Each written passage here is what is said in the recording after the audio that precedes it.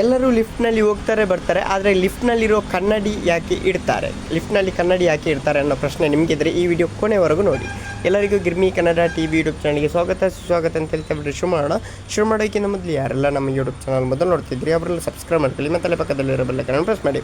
ನೀವು office, mall, ರೆಸ್ಟೋರೆಂಟ್ಗೆ ಹೋದಾಗ ಯಾರಪ್ಪ ಮೆಟ್ಟಿಲು ಹತ್ತೋದಂತ ಲಿಫ್ಟ್ನಲ್ಲಿ ಹೋಗುತ್ತೀರಿ, ಲಿಫ್ಟ್ನಲ್ಲಿ ಕನ್ನಡಿಯನ್ನು ಮುಖ ನೋಡುತ್ತೀರಿ. ಈ ಲಿಫ್ಟ್ ಇರುವುದು ನಮ್ಮ ಅಲಂಕಾರಕ್ಕಾಗಿ, ಮುಖ ನೋಡಿಕೊಳ್ಳಲು ಎಂದೇ ಅನೇಕರು ಅಂದುಕೊಂಡಿದ್ದಾರೆ.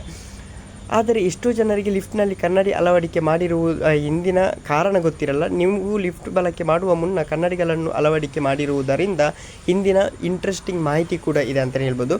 ಲಿಫ್ಟ್ನಲ್ಲಿ ಕನ್ನಡಿ ಜೊತೆಗೆ ಕೆಲವು ಮುಖ ನೋಡಿಕೊಳ್ಳುತ್ತದೆ ಮಾತ್ರವಲ್ಲದೆ ಸುರಕ್ಷತೆಗಳನ್ನು ಕೂಡ ಒಳಗೊಂಡಿದೆ. ಇದು ಮಾನಸಿಕ ಆರೋಗ್ಯ ಅನುಕೂಲಕ್ಕೆ ಕಾರಣವಾಗಿದೆ. ಕೆಲವರು ಸಣ್ಣ ಕೊಠಡಿಯಲ್ಲಿ ಅಥವಾ ಇಕ್ಕಟ್ಟಾದ ಸ್ಥಳಗಳಲ್ಲಿ ಉಸಿರುಗಟ್ಟುವಂತಾಗುತ್ತದೆ.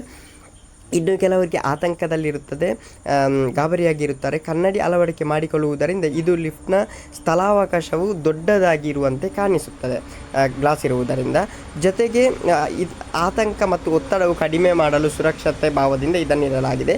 ಲಿಫ್ಟ್ನಲ್ಲಿ ಕನ್ನಡಿ ಅಳವಡಿಕೆ ವಿಕಲಚೇತನರಿಗೂ ಬಹಳ ಅನುಕೂಲ ಆಗಲಿದೆ.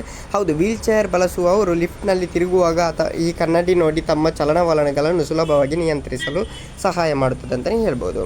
ಓಕೆ ಗೈಸ್, ಮುಂದೆ ಸಿಗೋಣ. ಇಷ್ಟೆಲ್ಲ ಜಾಗೃತಿ ಮನೋಭಾವದಿಂದ ಇಡ್ತಾರೆ. ಮತ್ತು ಅಪರಿಚಿತ ವ್ಯಕ್ತಿಗಳಿರ್ತಾರಲ್ಲ, ಅವರ ಚಲನವಲನಗಳನ್ನು ಕೂಡ ನೋಡಲಿಕ್ಕೆ, ಮಿಸ್ಬಿಹೇವ್ ಎಲ್ಲ ಮಾಡುವವರ ಇದು ಚಲನವಲನ ನೋಡಲಿಕ್ಕೂ ಕೂಡ ಇದು ಹೆಲ್ಪ್ ಆಗುತ್ತದೆ. ಓಕೆ ಗೈಸ್, ಮುಂದೆ ಸಿಗೋಣ. Thank you.